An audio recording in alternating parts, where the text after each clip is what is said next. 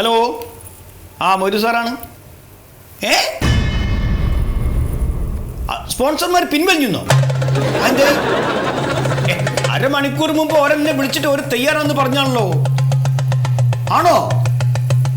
എന്തൊരു കഷ്ടാണ്. ലക്ഷങ്ങൾ നഷ്ടമാണല്ലോ ഇപ്പൊ ചാനൽ ഉണ്ടാവുക. വെച്ചോ ഇത് കൈമിൽ വെച്ചപ്പോ തന്നെ ഞമ്മക്ക് നഷ്ടം വന്നിട്ടല്ലേ നിങ്ങള്? അതന്നെയാണ് സാറേ, എനിക്ക് ഇത് കയ്യിൽ വന്നതോട് കൂടിയിട്ടാണ് എന്റെ എല്ലാ ഇതും പോയത്. എനിക്ക് 8,000 രൂപ തിരിച്ചു തന്നാൽ എനിക്ക് ഈ സാധനം വേണ്ട. 8,000 രൂപ ഇവിടുന്ന് തിരിച്ചു തരേ? എന്ത് ഭർത്താനാ പറയണേ? പിന്നെ ഈ ടിവിയിൽ പല പരസ്യങ്ങളും കാണിക്കും. ഇപ്പൊ തലയിൽ മുടി വളരാൻ വേണ്ടിയിട്ട് കുറെ എണ്ണകളെ പരസ്യം കാണിക്കുന്നുണ്ട്. മുടി വളർന്നില്ല ഇവിടെ വന്നിട്ടാ പൈസ വയ്ക്കല്? സാറ് നിങ്ങളുടെ ചാനലിൽ കാണിച്ചതല്ലേ സാറേ, പിന്നെന്താ നിങ്ങൾക്ക് പൈസ തന്നാല്? അങ്ങോട്ട് നോക്കി, കോമ്പൻസേഷൻ ഒന്നും ഇവിടെ നടക്കൂല. 5 പൈസ നിങ്ങൾക്ക് ഇവിടുന്ന് കിട്ടൂല.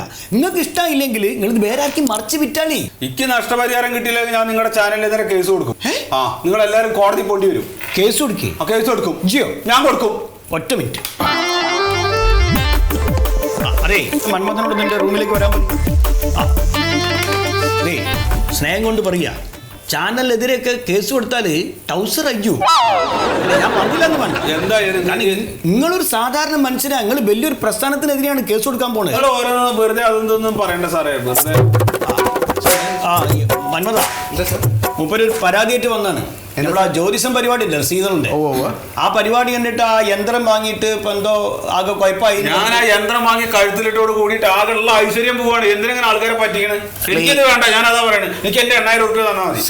സുഹൃത്തെ, ഇത് നിങ്ങളെ ഇവിടുന്ന് ആരും നിർബന്ധിച്ച് വാങ്ങിപ്പിച്ചതല്ലോ. അല്ല. ആണോ? അല്ല, പക്ഷെ നിങ്ങൾ ടിവിയിൽ കാണിച്ചില്ലേ? നിങ്ങളുടെ സ്വന്തം ഇഷ്ടത്തിന് വാങ്ങിയതല്ലേ? അല്ലേ? അതെ. അപ്പൊ എന്തായാലും യന്ത്രം വാങ്ങി നിങ്ങളുടെ കാശ് പോയി. ഇനി കേസും വഴക്കുമായിട്ട് കോർട്ടിലേക്ക് പോകാനാണ് നിങ്ങളുടെ ഉദ്ദേശമെങ്കിൽ ആ കാശും കൂടെ പോകും.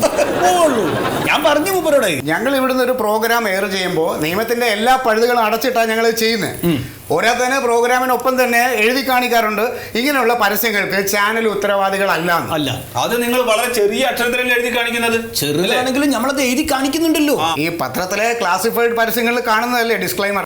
ഞാനൊരു കാര്യം ചോദിക്കട്ടെ സാറേ, ഈ തട്ടിപ്പ് പരസ്യങ്ങളിൽ വഞ്ചിക്കപ്പെടാതിരിക്കാൻ അപ്പൊ ഈ സാധാരണ പ്രേക്ഷകന് ഒരു നിയമമില്ലേ? നിയമമൊക്കെ ഉണ്ട്, അത് പറഞ്ഞു കൊടുക്കും Manmatha. Magic remedies objectionable advertisement act എന്ന് പറയുന്ന ആക്ട് ഉണ്ട്.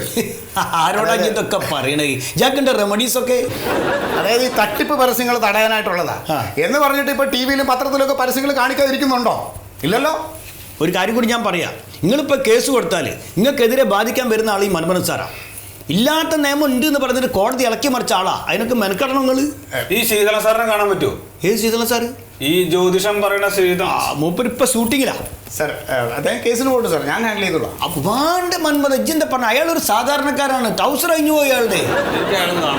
അയാളിപ്പോ കാണാൻ പറ്റില്ല, അയാൾ ഷൂട്ടിങ്ങിലാണെങ്കിൽ പുറത്ത് വെയിറ്റ് ചെയ്തോളി. അയാൾ വരുമ്പോ നിങ്ങൾ കാര്യം ചെയ്താൽ മതി, അയാൾ വണ്ടി ഇപ്പൊ കയറുന്ന സമയത്ത് കണ്ടു, അപ്പൊ കണ്ടാൽ മതി. കേട്ടോ? ശരി. എടുത്തില്ലേ? ശരി. എന്തോ കുഴപ്പമുണ്ട് കേട്ടോ. വേറൊരു കാര്യമുണ്ട് സാർ, ഇപ്പം ഇതുമാതിരി കുറെ പേര് പുറത്തുനിന്ന് പരാതി വന്നിട്ടുണ്ട് ആ പ്രോഗ്രാമിനെ പറ്റി. പരിപാടി നിർത്തേണ്ടി വരും. ചാനലിൽ ചിലപ്പോൾ ബാധിച്ചെന്നിരിക്കും. ഞാനെന്റെ കൈമിൽ വെച്ചൊക്കെ ഓർഡർ പോയിന്ന്. നമ്മളെങ്കിൽ നമുക്ക് ആ ജ്യോതിഷനെതിരെ ഒരു കേസ് നമുക്ക് ഫോർവേഡ് ചെയ്യാം. അയാൾ വിഡിത്താൻ തോന്നില്ലേ പറയണ മോയ്മേ? നമ്മുടെ ആൾക്കാർ എന്തെങ്കിലും കേട്ട് അതിന്റെ പിന്നാലെ പായാൻ നിൽക്കുകയല്ലേ സാർ, പറഞ്ഞിട്ട് കാര്യമില്ല. ഓക്കെ, നടക്കട്ടെ. ദിവസം കിട്ടി ചടപ്പിച്ചാഞ്ഞല്ലോ മനുഷ്യൻ. ആ ഓർഡറും പോയി. എന്തൊരു കഥയാണ്. നല്ലൊരു സ്പോൺസർ കിട്ടിയത്.